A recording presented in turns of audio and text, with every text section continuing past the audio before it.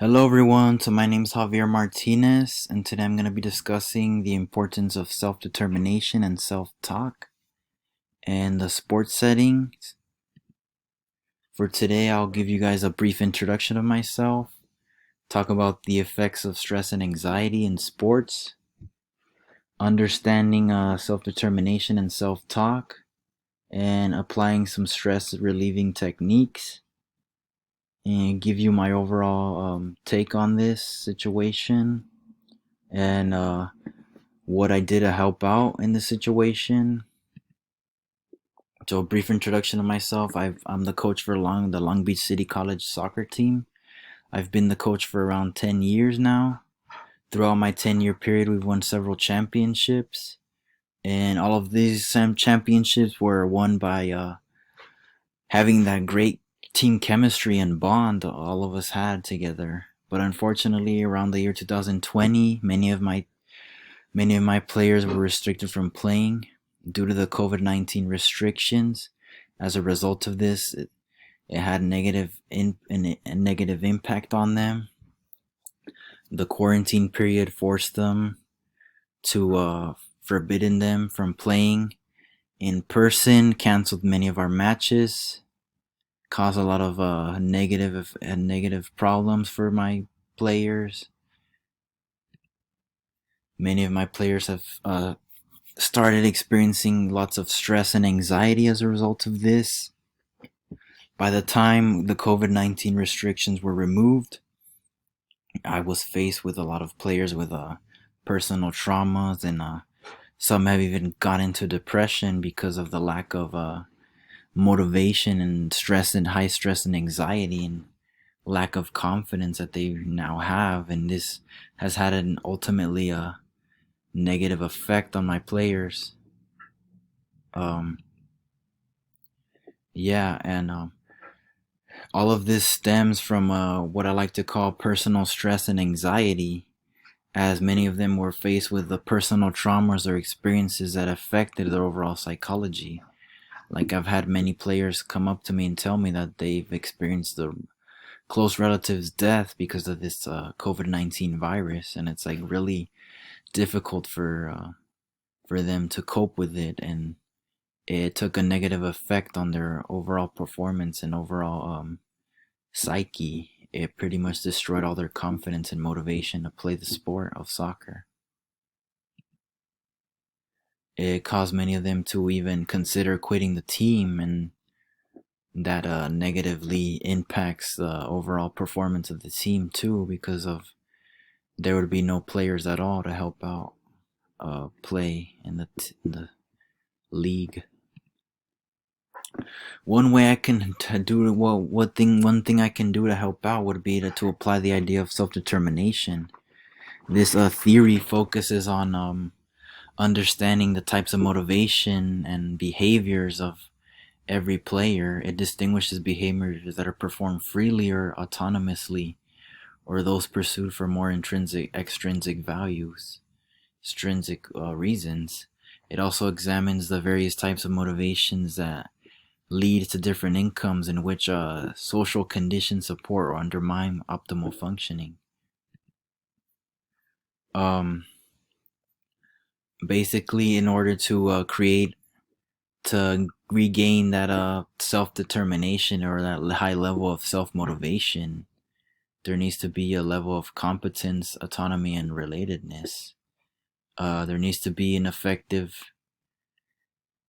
way of dealing with the environment. And secondly, they need to take control of the course of their own lives. Like, they can't let that the past haunt them. There also needs to be a sense of relatedness. Basically, there needs to be a sense of like closeness. There needs to be effective relationship with each other. There needs to be they need to feel connected. They need to feel loved. They need to have all that strong connection with each other.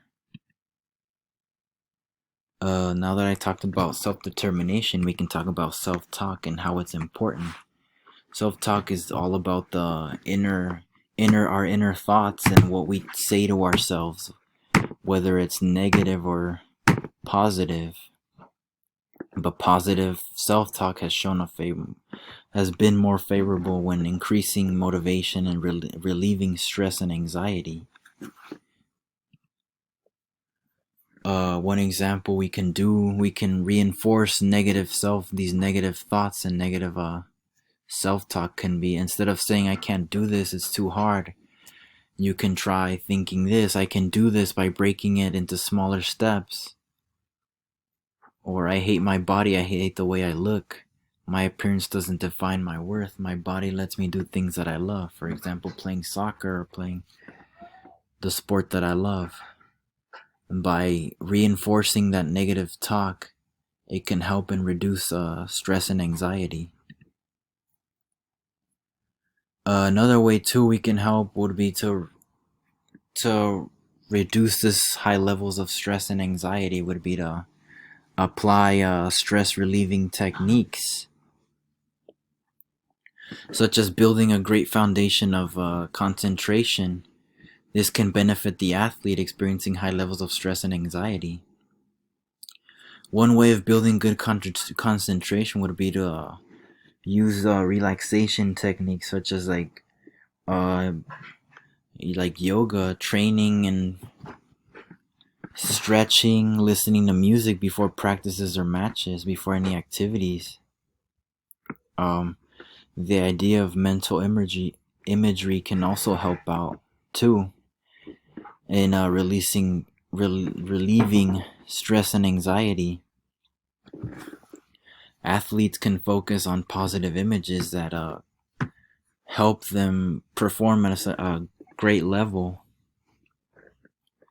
Developing routines can also help create a distraction-free environment too. By avoiding any sort of distraction, it can also help out relieving stress and anxiety.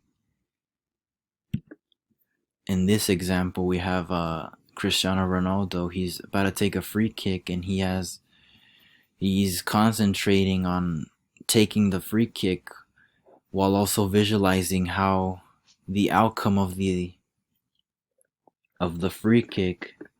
By picturing that, it helps him focus more on the kick, and basically leaves him distraction free, lowering any tension or stress that the crowd may be giving him in the background. And what I believe that has helped out many of my players would probably be that the idea of self-determination, of the relatedness phase. I guess in order to feel in a safe, stress-free environment, there needs to be a connection amongst every single one of your players. And what I found out that works to bringing back the self-motivation of my players would be to have a positive environment filled with positive feedback. Not just the basic, oh, you did a good job, but like kind of give them a piece of like good things that they did and what they need to work on, while also building that strong bond. I feel like by having sort of like a potluck can help out too in relieving stress and anxiety, and just taking it little by little, because many of these players have faced personal traumas that might take a while, but it all takes time and patience. And I believe that by applying these concepts, we can assure that they regain all their confidence. And thank you for listening. Bye.